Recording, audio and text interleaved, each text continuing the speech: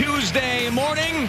This is the new year. I see Eddie Scazzeri outside this morning. He goes, Happy New Year. That's what it is for us. The Tuesday after Labor Day, all the summer vacations. What's the Happy New Year for? Tuesday after Labor Day is always when we all come back. The summer vacations are over, and we are focusing in on football season, which starts in 2 days with the Chiefs and the Lions, and we finally get our first look at the Jets and Giants. Obviously, the Giants first on Sunday night and the Jets on Monday night. This is what we have been waiting for a very, very long time, especially with both of these baseball teams completely dead. And today is the start of year 17 for Boomer Esiason in the mornings here at WFAN. Good morning, Boomer. How are you? Yeah, good morning, G. I'm doing great, man. It's great to see you. I haven't seen you in 2 weeks. And, man, you got a dose of George Hamilton going on this morning. Holy crap. I'm tan. You are tan, I am tan, man. yeah. You look great. Well, thank you. It'll only last for a few days because I won't be in the sun as much, but this is what happens a week at the beach. Did Allie amplify it or something? Or no, this could be the tannest I've ever been, yes. I mean, believe me, it's startling. Yeah, I know. I got lots of comments on it. Lots of comments. But this is what you do. You sit in the sun. I mean, this is the last vacation we have until Christmas time. Yeah. I was not getting my ass off the beach. Okay. That was it. You walk out, you go up the steps, you go down the steps, you sit on the sand, and you sit there for hour after hour after hour as your kids dig in the sand. They run to the ocean. They want to go back to the house to make poopies. They come back, everything else. You make lunch. It's that's all you do. So I was in the sun a lot. Yeah, you were, and you look great, so that's good. So here we go, man. Yeah, year 17, amazing how time flies. There's so many things that I think of when I start year 17 and how many different moments and great moments that I've been a part of with this radio station, and I am forever grateful that Joel Hollander, Steve Rosner, and Mark Chernoff, along with Chris Olivero, thought that I would be a good partner with Craig Carton back in 2007. And then, of course, they selected you to be my partner moving forward after 2017. And, boy, I'll tell you what, I relish every moment, and I appreciate every moment, and I cannot wait for this football season to get going. You know, I think I uttered the words or the name Aaron Rodgers at the end of February, possibly coming to the Jets. I was looking back at all the stories and everything. Yeah. And here we are.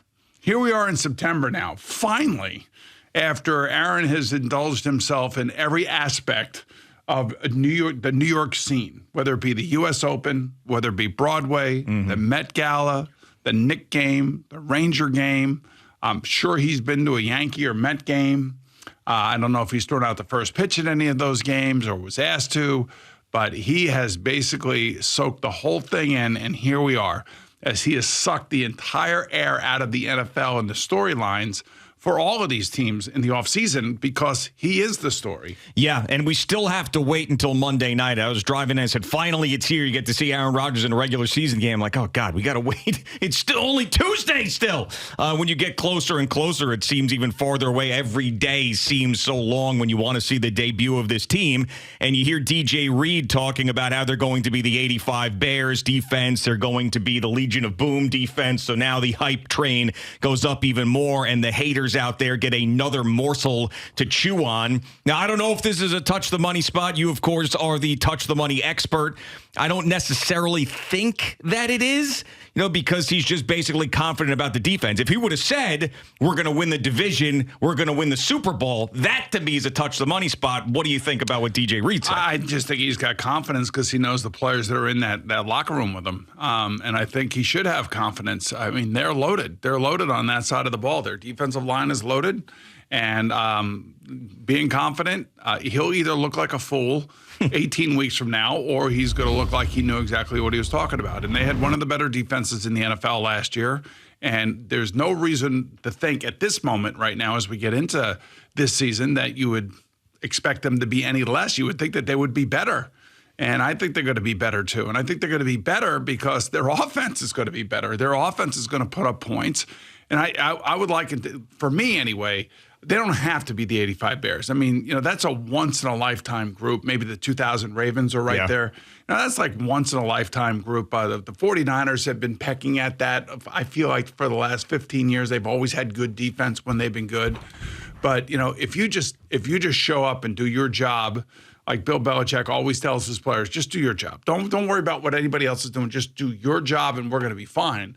I would think that the Jets' defense will be better just simply because their offense is going to score points.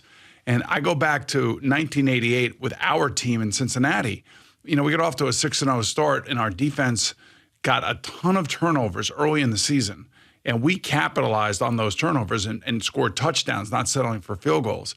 And we got out to this great start. And it's really because of both sides pushing each other and getting the best out of each other. And that's why I think DJ Reed feels as comfortable as he does about saying what he said. And watching Aaron Rodgers in the preseason game against the Giants take the field, and we haven't been on the air since, or at least I haven't been on the air since I think you worked a couple days last week. Like when I saw him out there, even though we've seen him a million times on Hard Knocks and practices and press conferences and wearing Jet stuff and all around New York, but we actually had that uniform on and took the field.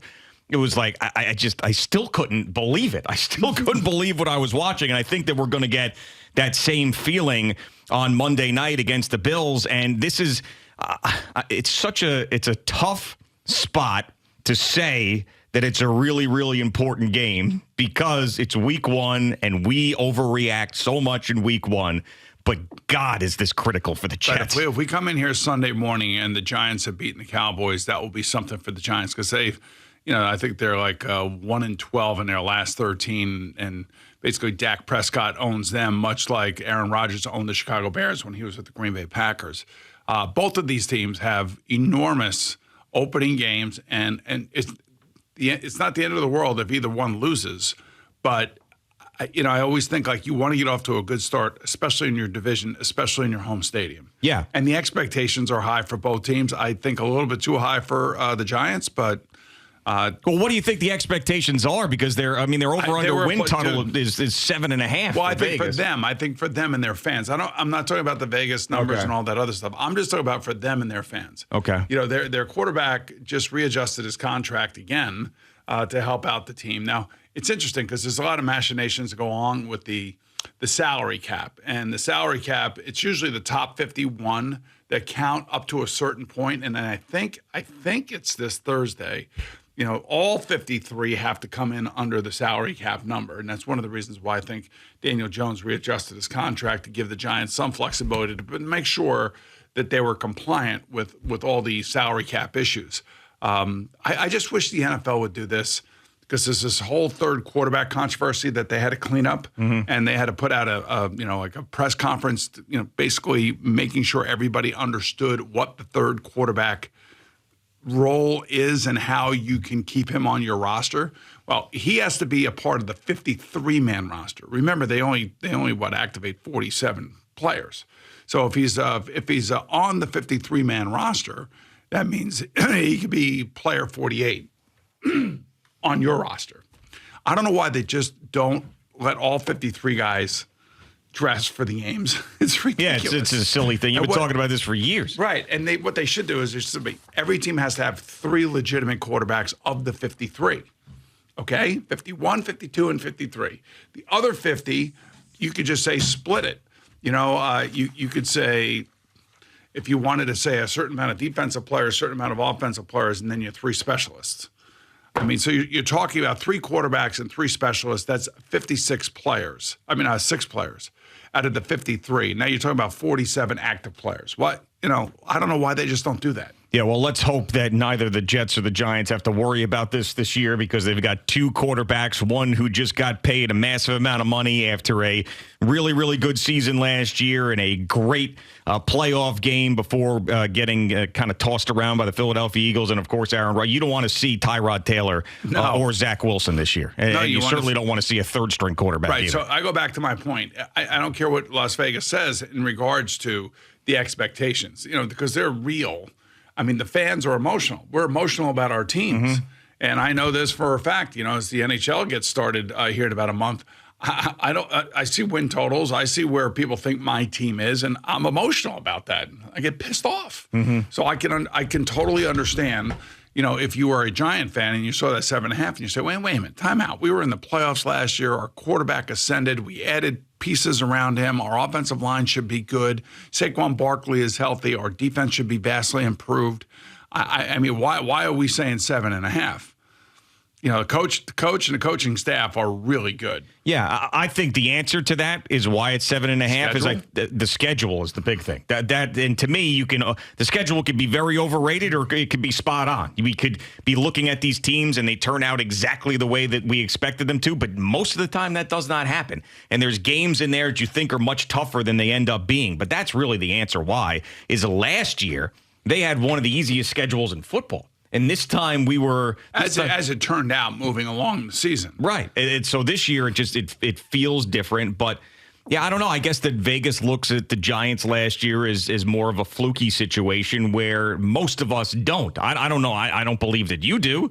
I think that the Giants are going to be right there and getting a wild card because winning the division is going to be very difficult with the Philadelphia Eagles in there. That the interesting thing is game 3 and game 2 and game 3. So they play the Cowboys, then 3 Western Division teams in the NFC, the Cardinals, 49ers, and Seahawks. That Cardinal and 49er, those 2 games, one is on Sunday, the Cardinals, and then the Thursday night game is week 3 at the 49ers. So the Giants will be staying out there in Arizona and practicing out there for that short week. And that's a killer. Yeah, I think that's already been talked about. I think that they have confirmed that that's exactly what they're doing because there's no way in hell they're going to be able to fly back and forth from the. But that's a killer part of the schedule. They should absolutely wipe out the Cardinals. And then they got to go on a short week to get ready for the 49ers. And for them, they would hope that maybe Nick Bosa is not going to be in the lineup because he hasn't signed his contract yet. Yeah, and it seems like they're far apart still. Yeah, it doesn't seem like there's a lot of animosity there. The animosity, I feel like there's animosity between Chris Jones and the Kansas City Chiefs. And the other 2 contracts I haven't heard hiding her hair about are Joe Burrow and T. Higgins. And I would think something would come this week. Now, I guess you could sit on those 2 players, but I can't believe that those 2 players would go into this season without having a long-term contracts sewed up. Well, especially Joe Burrow after hurting himself already in training camp and a guy who missed an entire season. Well, not an entire season, almost half a season in his rookie year because of a major knee injury. I mean, there's no way that he could take the field without some sort of security, especially when you look around the league and see some of the other contracts have been handed out. I would, you don't want to hold out. You want to get things done. I would hope, and I would like to think that the Bengals like to do things usually in August, late in training camp. Maybe they'll do something this week. Joe Burrow's back on the practice field. I'm being told he looks like his old self. He's basically raised the level of everybody's expectations now again. So that 3.5, 4 week absence is now juiced up the team because he's back on the field and he's leading the team. And so hopefully, he'll have a big year again. But, that division to me is the hardest division in the NFL. The AFC North is the hardest division in the NFL. I think you started this Steelers are going to be good thing, man. I'm telling you, everybody's all over the Steelers now. They love the Steelers. I just feel like they're back. If Kenny Pickett now takes the next step, which by virtue of watching him in the preseason, which doesn't mean much, but when you watch him, he looks so much more comfortable, and he played well towards the end of last year. Their problem last year was all the injury problems, especially on defense, and trying to work in a rookie quarterback. But man, between them, do you see Baltimore's? When you take a look at Baltimore's skill players, there's no more excuses for Lamar Jackson to have one of the worst passing offenses in football. And they have a new offensive coordinator in Todd Monken who's going to want to throw the ball and who's going to want to go with 3 wideouts. And they still have one of the best tight ends in football, probably like the 3rd best tight end in terms of Mark Andrews. When you think about name recognition tight ends with Kittle and of course Kelsey, and then you have Mark Andrews, and they're going to be a bitch. The Ravens are going to be a bitch this year. Well, I think there's a couple of teams in the AFC that the Jets are going to have to worry about once they get to that upper layer, and we know who they are: the Kansas City Chiefs, The Buffalo Bills, the Cincinnati Bengals will probably be there. But then there's going to be another team in there that's going to be very, very good. And it's Jacksonville? Yeah, could be them. It could be very easily out of the AFC North. Another one of those teams out of the AFC North. Calvin Ridley is going to have a huge year. Yeah,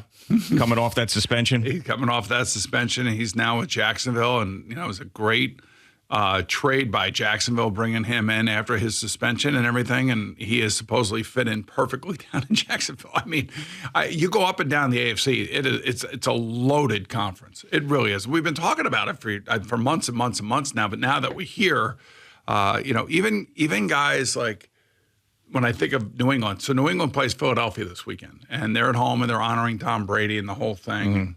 Mm-hmm. I just wonder with the new coordinator situation for both Philadelphia, because they lost both of their offensive and defensive coordinators, and with the new offense coordinator in New England, can New England pick off the Eagles this week?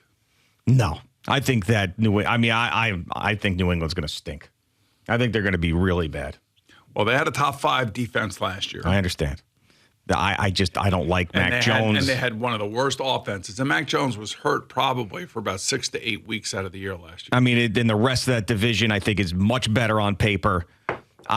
Listen, if Bill Belichick pulls it off again, gets that team to the playoffs, that to me that might be his best coaching job of all time, including some of these Super Bowl seasons, because I think that they're easily the 4th worst team in that division. He got them to the playoffs with Mac Jones' first year. I understand. It's a couple years later, though. The Jets aren't as bad.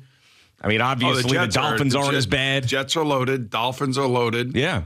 Different story now. The Bills, look, they've owned this division for the last 3 years. So just like Tom Brady controlled the division when he was with the New England Patriots, I think Josh Allen has like a 17-2 record in the division or something like that. Yeah, so that's Patrick Mahomes. Yeah, it is. He's owned the AFC East. That's why the Jets basically went out and spent the money and the resources to go get Aaron Rodgers to see if they have somebody that can go toe-to-toe with Josh Allen. It's amazing. So this is the first week that we start football, and it's going to lead us all the way into the middle of February out in Las Vegas. And you're not going to have that. That tan may hang around for a good month. That's a month-long tan, I'm telling you, dude. I'm going to try to moisturize. Allie can moisturize you, and keep you dark like that. I don't know, man. It usually goes away quick. I got to stay in the sun, or I'm going to be pale as hell by February. Al, I was startled when I saw him this morning. Yeah, even I know we're probably focused on his face. Like, look where his arm and elbow kind of meet. It is dark. Oh, yeah. Now, is it above or is it a golfer's tan? No, I think it's a little bit better than normal. Yeah, a little bit better. It's actually, with losing the weight, I had the shirt off a little bit at the beach. I don't normally do that, so I got a little bit of a tan chest and belly area as well. Man, all you need is a couple change, baby. Rocking and rolling. Thanks so much for watching the video. Please like and subscribe. And don't forget to hit the bell so you're notified when we're dropping new content.